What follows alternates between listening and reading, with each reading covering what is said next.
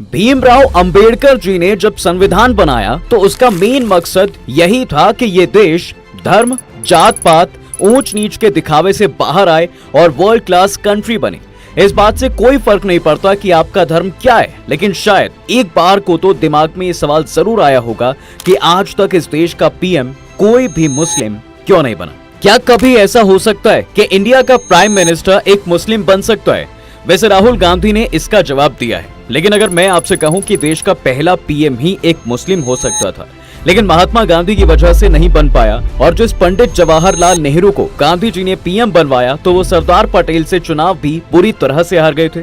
अब यहाँ से सवाल दो हो गए हैं। पहला ये कि चुनाव हार कर भी नेहरू कैसे पीएम बने और सरदार पटेल कैसे नहीं बने, और क्या सच में कभी एक मुस्लिम इंडिया का पीएम बन सकता है? एक शेर से शुरू करते हैं। बात हो या ना हो, बात यकीन की है, हमारे जिस्म की मिट्टी भी इस जमीन की है। उम्मीद है शेर से बात भी समझ गए होंगे आप और शेर अच्छा भी लगा होगा। पर अब जरा आजादी से पहले चलते हैं। साल 1939-40 का था। मुस्लिम लीग अलग देश की मांग करने लगी थी। ऐसे में मुसलमानों का भरोसा जीतने और मोहम्मद अली जिन्ना को काउंटर करने के लिए मौलाना अब्दुल कलाम आजाद को कांग्रेस अध्यक्ष बनाया गया। फिर सेकेंड वर्ल्ड वॉर और भारत छोड़ो आंदोलन, ये दो बड़े रीजंस थे जिनकी वजह से 1946 तक कांग्रेस अध्यक्ष का चुनाव हो ही नहीं सका। लेकिन इसके बाद जैसे जैसे देश की आजादी की तस्वीर साफ होती गई, कांग्रेस में अध्यक्ष का चुनाव कराने की सुगबुगाहट तेज होती गई। इसके पीछे बड़ी वजह थी। दरअसल 15 अगस्त 1947 को अंतरिम सरकार बननी थी और अंग्रेज कांग्रेस अध्यक्ष को ही अंतरिम सरकार का प्रधानमंत्री बनाने का फैसला कर चुके थे। यानी जो कांग्रेस अध्यक्ष होता वो देश का पहला प्रधानमंत्री बनता। मौलाना आजाद अपनी बायोग्राफी इंडिया विंस फ्रीडम में ये लिखते हैं, नए अध्यक्ष को लेकर कांग्रेस में आपसी सहमति नहीं थी। अखबारों में मुझे दोबारा अध्यक्ष बनाने की मांग उठाई गई। सरदार वल्लभ भाई पटेल भी चाहते थे कि उन्हें कांग्रेस अध्यक्ष बनाया जाए, यानी मौलाना आजाद ही भारत के पहले पीएम भी बनते। लेकिन अब यहाँ मैदान में कूद पड़ते हैं गांधी जी। देखिए, the collected works of Mahatma Gandhi के मुताबिक गांधी ने 20 अप्रैल 1946 को मौलाना आजाद को एक चिट्ठी लिखी। गांधी ने लिखा, मौलाना साहब, आपके बारे में जो कुछ अखबारों में लिखा है उसका कोई बेस ही नहीं है। कांग्रेस कमेटी के एक दो मेंबर्स ने मुझसे अध्यक्ष के बारे में पूछा तो मैंने बता दिया। उनका भी कहना है कि एक ही अध्यक्ष को रिपीट करना ठीक नहीं होगा। गांधी जी ने आगे लिखा, जिस तरह का माहौल अभी देश में है, मैं नहीं चाहता कि कोई मुस्लिम कांग्रेस अध्यक्ष रहे। मैं चाहता हूं कि आप खुद ये जाकर डिक्लेयर कर दें कि आप कांग्रेस अध्यक्ष नहीं रहना चाहते, क्योंकि अगर मेरी राय पूछी जाए तो मैं जवाहरलाल को ही प्रेफरेंस दूंगा। अब इसके बाद मौलाना आजाद ने खुद को अध्यक्ष के रेस से बाहर कर दिया। लेकिन बात सिर्फ मौलाना आजाद की नहीं थी। नेहरू के लिए गांधी जी के खुले सपोर्ट के बावजूद कांग्रेस समिति के ज्यादातर सदस्य सरदार वल्लभ भाई पटेल को कांग्रेस अध्यक्ष बनाना चाहते थे। इस पद के लिए नॉमिनेशन की आखिरी तारीख 29 अप्रैल 1946 रखी थी। तब तक गांधी जी खुलेआम नेहरू को लेकर अपना इरादा जता चुके थे। कांग्रेस प्रदेश कमेटी की बैठक बुलाई गई। इस कमेटी के 15 सदस्यों के पास प्रेसिडेंट पद पर नॉमिनेट करने की पावर थी। 15 में से 12 सदस्यों ने सरदार वल्लभ भाई पटेल को अध्यक्ष पद के लिए नॉमिनेट किया। बाकी 3 ने किसी का नाम भी आगे नहीं बढ़ाया। यहाँ पर ध्यान देने वाली बात ये थी कि जवाहरलाल नेहरू का नाम किसी भी सदस्य ने नॉमिनेट नहीं किया। इसके बाद गांधी जी ने सरदार पटेल से कहा, जवाहरलाल दूसरे नंबर का पद कभी नहीं लेगा, और फिर उन्होंने सरदार पटेल से नॉमिनेशन वापस लेने के लिए कहा। वैसे काफी सालों बाद पत्रकार दुर्गादास को गांधी जी ने इसका जवाब दिया। महात्मा गांधी का मानना था कि कांग्रेस में अकेले जवाहरलाल नेहरू अंग्रेज थे और अंग्रेजी हुकूमत को वो पटेल से बेहतर तरीके से हैंडल कर सकते थे। लेकिन कई लोग मानते हैं कि गांधी जी पटेल से ज्यादा करीब थे और उन्हें हिंदुस्तान की असलियत मालूम थी। उन्हें पता था कि भारत बहुभाषी बहुधार्मिक देश है। उन्हें लगता था कि पटेल का किसी एक धर्म की तरफ झुकाव है और इससे आगे चलकर विस्फोटक स्थिति पैदा हो सकती है, देश में तनाव बढ़ सकता है। यही वजह है कि उन्होंने नेहरू को तरजीह दी थी। इस तरह जवाहरलाल नेहरू कांग्रेस अध्यक्ष चुने गए और 15 अगस्त 1947 को वे भारत के प्रधानमंत्री बने। भारत के इतिहास में ये पहला और आखिरी मौका था जब कोई मुस्लिम प्रधानमंत्री पद के इतने करीब पहुंचा था। हालांकि मौलाना आजाद से पहले भी मोहम्मद अली जिन्ना को अनडिवाइडेड इंडिया का प्रधानमंत्री बनाने की बात चली थी। अब भारत के आखिरी वाइसराय लॉर्ड माउंटबेटन के प्रेस में मौजूद कैंपबेल जॉनसन अपनी किताब माउंटबेटन में लिखते हैं, 31 मार्च से 4 अप्रैल 1947 के बीच गांधी ने माउंटबेटन से 5 बार मुलाकात की। गांधी ने माउंटबेटन के सामने प्रपोजल रखा कि मिस्टर जिन्ना को सरकार बनाने का मौका देना चाहिए। अगर जिन्ना ये प्रपोजल मान लेते हैं तो कांग्रेस को भी खुलकर उनका सपोर्ट करना चाहिए, बशर्ते जिन्ना की कैबिनेट भारत की जनता के हितों के लिए काम करे। माउंटबेटन गांधी का प्रस्ताव सुनकर चौंक गए। उन्होंने गांधी से पूछा, इस प्रस्ताव पर जिन्ना क्या कहेंगे? गांधी ने कहा, जब जिन्ना को पता चलेगा कि यह प्रस्ताव मैंने दिया है तो उनका जवाब होगा उस शातिर गांधी ने। उधर स्टैनली वॉलपर्ट जिन्ना की बायोग्राफी जिन्ना ऑफ पाकिस्तान में लिखते हैं, माउंटबेटन ने जब गांधी के प्रस्ताव के बारे में नेहरू को बताया तो वो बहुत दुखी हुए। उनका कहना था कि महात्मा मेरी जगह जिन्ना को पीएम बनाने के लिए तैयार हैं। ये आइडिया बिल्कुल इम्प्रैक्टिकल है। मानो ये 2 मौके ऐसे रहे हैं जब देश को मुस्लिम पीएम मिल सकता था। खैर, नेहरू के बाद अब तक 14 प्रधानमंत्री हुए, इनमें 13 हिंदू और 1 सिख थे, लेकिन कोई मुस्लिम नहीं। पर सवाल अभी भी वही है कि क्या मुस्लिम भारत का प्रधानमंत्री बन सकता है? चलिए पहले मुसलमान और इंडियन पॉलिटिक्स को समझने की कोशिश करते हैं। देखिए, 1952 के आम चुनाव के बाद चुनी गई पहली लोकसभा में 21 मुस्लिम सांसद थे। सदन में इनकी पार्टनरशिप 4.29% थी। नेहरू की पहली कैबिनेट में 2 मुस्लिम मंत्री बने, मौलाना आजाद शिक्षा मंत्री और रफी अहमद किदवई संचार मंत्री। इसके बाद नेहरू से लेकर 1984 यानी इंदिरा गांधी के कार्यकाल तक औसतन 2 से 3 मुस्लिम केंद्रीय मंत्री बने। सबसे ज्यादा 1985 में राजीव गांधी की सरकार में 6 मुस्लिम मंत्री थे। अब तक 43 मुस्लिम केंद्रीय मंत्री बने हैं।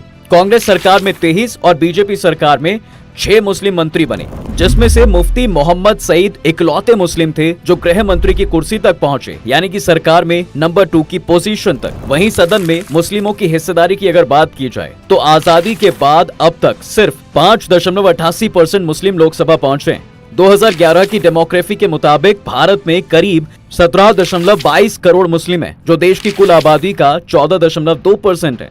केंद्र सरकार ने जुलाई 2023 में साल के अंत तक मुस्लिम आबादी 20 करोड़ तक पहुंचने का अनुमान जताया था। इस लिहाज से लोकसभा में 77 मुस्लिम सांसद होने चाहिए, लेकिन हैं कितने? सिर्फ 27, और तो और रूलिंग पार्टी बीजेपी से एक भी मुस्लिम सांसद नहीं है, न लोकसभा में न राज्यसभा में। एक और दिलचस्प चीज बताता हूँ, लोकसभा की 543 सीटों में से करीब 100 सीटें ऐसी हैं जहां मुस्लिम निर्णायक भूमिका में हैं, यानी वो तय करते हैं कि कौन जीकर संसद जाएगा। इनमें 65 सीटें ऐसी हैं जहां करीब 35% वोटर मुस्लिम हैं। इन मुस्लिम बहुल सीटों में सबसे ज्यादा 14 सीटें उत्तर प्रदेश में। वहीं दूसरे नंबर पर पश्चिम बंगाल है, जहां 13 लोकसभा सीटों पर मुस्लिम वोटर्स दखल रखते हैं। इसी तरह केरल में 8, असम में 7, बिहार में 4, जम्मू कश्मीर में 3, मध्य प्रदेश में 3 और दिल्ली, गोवा, हरियाणा, महाराष्ट्र और तेलंगाना में 2-2 और तमिलनाडु में 1 मुस्लिम बहुल लोकसभा सीट है। इनमें से कई लोकसभा जोन ऐसे हैं जहां मुस्लिम वोटर्स 50% से ज्यादा हैं। मानो इनके बिना आप जीत ही नहीं सकते। इन सब के बाद भी 2014 लोकसभा चुनाव के मुकाबले इस चुनाव में देश की प्रमुख पार्टियों ने 58% कम मुस्लिम कैंडिडेट उतारे हैं। माने नंबर घटा है। कांग्रेस, सपा, बसपा, टीएमसी, राजद जैसी पार्टियां जिनके बारे में माना जाता है कि मुस्लिम वोटरों का झुकाव उनकी तरफ ही रहता है, वे भी मुस्लिम उम्मीदवारों को टिकट देने से कतरा रही हैं। उत्तर प्रदेश में पिछड़ा, दलित, अल्पसंख्यक यानी पीटीए के दम पर चुनावी ताल ठोकने वाली सपा ने 2014 में 39 मुस्लिमों को टिकट दिया था, लेकिन इस बार सिर्फ 4 मुस्लिम उम्मीदवार ही उतारे हैं। कुछ इसी तरह का हाल है बिहार में भी, जहां राजद ने सिर्फ 2 मुस्लिम उम्मीदवार ही उतारे हैं। पिछले चुनाव में राजद की तरफ से 5 मुस्लिम कैंडिडेट्स चुनाव में उतरे थे। एक्सपर्ट्स का मानना है कि बीजेपी अग्रेसिव हिंदुत्व की पॉलिटिक्स की वजह से कोई पार्टी नहीं चाहती कि उस पर मुस्लिम तुष्टीकरण के आरोप लगे। हिंदू वोट गंवाने के डर से कांग्रेस और क्षेत्रीय दलों ने मुस्लिमों के टिकट काटे। अच्छा, हाल खराब सिर्फ यही नहीं है। लोकसभा की तरह ही राज्य विधानसभाओं में भी मुस्लिमों की हिस्सेदारी उनकी आबादी के हिसाब से काफी कम है। देश में करीब 4000 विधायक हैं, इनमें सिर्फ 6% विधायक ही मुस्लिम हैं। सबसे ज्यादा आबादी वाले राज्य उत्तर प्रदेश में, जहां करीब 16% आबादी मुस्लिम है, वहां भी सिर्फ 7% विधायक ही मुस्लिम है। अब तक देश के सिर्फ 6 राज्यों और एक केंद्र शासित प्रदेश में मुस्लिम मुख्यमंत्री हुए, लेकिन मुस्लिम बहुल जम्मू कश्मीर को छोड़कर किसी भी राज्य में मुस्लिम सीएम ने अपना कार्यकाल पूरा नहीं किया है। बरकतुल्लाह खान जम्मू कश्मीर से बाहर किसी राज्य के पहले मुस्लिम मुख्यमंत्री थे। वे करीब 2 साल तक राजस्थान के मुख्यमंत्री रहे थे। बरकतुल्लाह के मुख्यमंत्री बनने का किस्सा भी बड़ा दिलचस्प है। एक मीडिया रिपोर्ट के मुताबिक 1971 में बरकतुल्लाह खान भारतीय प्रतिनिधि मंडल के साथ ब्रिटेन गए थे। एक दिन दिल्ली से उन्हें फोन आया, मैडम आपसे बात करना चाहती हैं। दूसरी तरफ फोन पर इंदिरा गांधी थी। उन्होंने बरकतुल्लाह से कहा, वापस लौट आओ, तुम्हें राजस्थान का सीएम बनाया गया है, आकर शपथ लो। बरकतुल्लाह बोले, जी भाभी। इस तरह 9 जुलाई 1971 को बरकतुल्लाह खान राजस्थान के छठे मुख्यमंत्री बने। बरकतुल्लाह इंदिरा गांधी के पति फिरोज गांधी के दोस्त थे, इसलिए वो उन्हें भाभी कहते थे। अब देश को एक मुस्लिम महिला मुख्यमंत्री भी मिल चुकी है। सईदा अनवरा तैमूर 6 दिसंबर 1980 को असम की मुख्यमंत्री बनी थी। अनवरा जब मुख्यमंत्री बनी उस वक्त असम के मूल निवासियों और बांग्लादेश से आए शरणार्थियों के बीच संघर्ष चल रहा था। उन्होंने स्थानीय लोगों का गुस्सा शांत कराने की तमाम कोशिशें की, लेकिन 6 महीने बाद ही उन्हें पद से हटना पड़ा। इनके अलावा बाकी मुस्लिम सीएम की अगर बात करूं तो मोहम्मद हसन फारूक पुडुचेरी के सीएम रहे, गुलाम मोहम्मद सादिक जम्मू कश्मीर के सीएम रहे, CH मोहम्मद कोया केरला के सीएम रहे, अब्दुल गफूर बिहार के सीएम और अब्दुल रहमान अंतुले महाराष्ट्र के सीएम रहे। अब ये तो हो गई नेतागिरी। वहीं अगर सर्वोच्च संवैधानिक पद यानी राष्ट्रपति और उपराष्ट्रपति की बात करें तो सिर्फ अभी तक 3 मुस्लिम ही देश के सर्वोच्च संवैधानिक पद पर पहुंचे हैं। डॉक्टर जाकिर हुसैन देश के राष्ट्रपति बनने वाले पहले मुस्लिम शख्स थे। वे देश के उपराष्ट्रपति बनने वाले भी पहले मुस्लिम ही थे। जाकिर हुसैन के राष्ट्रपति रहते सुप्रीम कोर्ट को भी पहला मुस्लिम मुख्य न्यायाधीश मिला था। जस्टिस M हिदायत उल्लाह देश के पहले मुस्लिम मुख्य न्यायाधीश थे।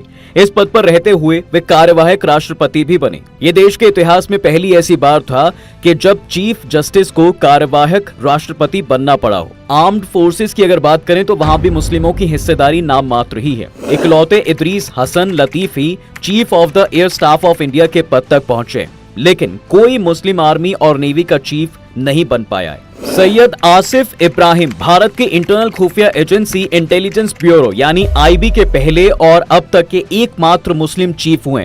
हालांकि अभी तक कोई भी मुस्लिम रिसर्च एंड एनालिसिस विंग यानी रॉ का चीफ नहीं बनाए। अब आते हैं मुस्लिम PM पर। देखिए, भारत के संविधान में प्रधानमंत्री के लिए जाति, लिंग, धर्म या प्रांत की ना तो कोई संवैधानिक रोक टोक है और ना ही कोई विशेष प्रावधान।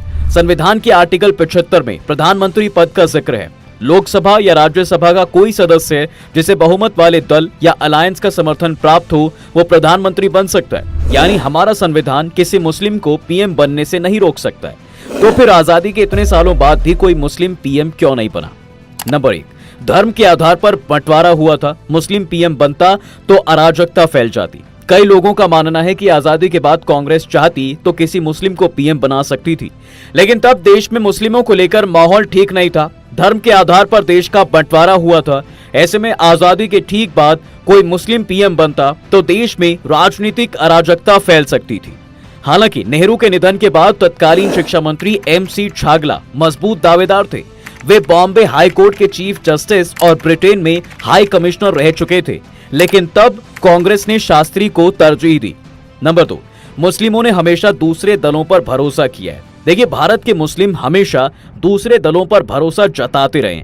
वे सालों तक केंद्र में कांग्रेस को और राज्यों में सपा, बसपा, राजद और TMC जैसी पार्टियों को वोट करते हैं। कभी मुस्लिमों ने मुस्लिम PM या CM की मांग नहीं की। कुछ एक मुस्लिम पार्टियां बनी भी तो वो एक खास इलाके तक ही सिमट कर रह गई।